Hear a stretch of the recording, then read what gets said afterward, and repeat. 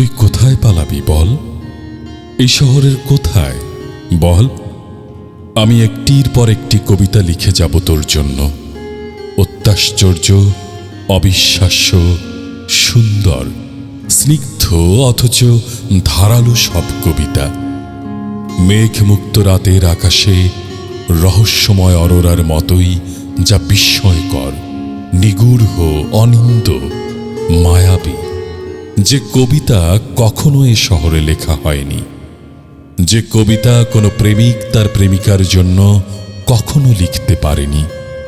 একদিন কবিতায় কবিতায় ভেসে যাবে এ শহরের সব কিছু, অলি গলি রাস্তা সব।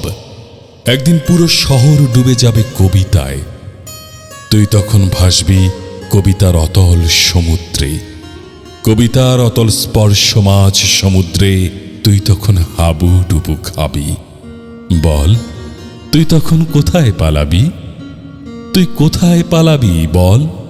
ওই আকাশে আমি আকাশময় ছড়িয়ে দেব আমার প্রেমার্দ্র রক্তিম কবিতা।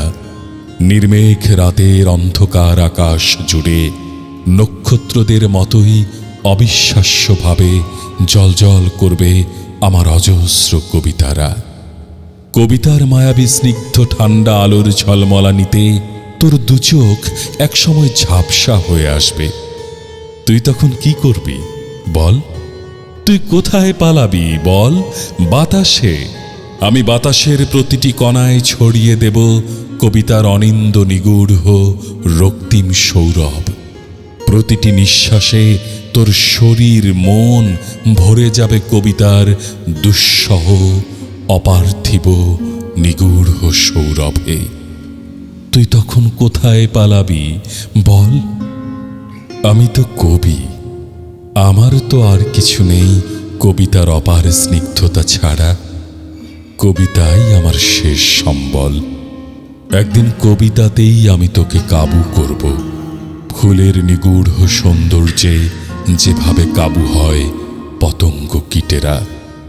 একদিন কবিতার ইন্দ্রজালেই আমি গ্রাস করব তোর শরীর মন সব কিছু। গ্রাস করব তোর দেহের প্রতিটি রক্তকণা।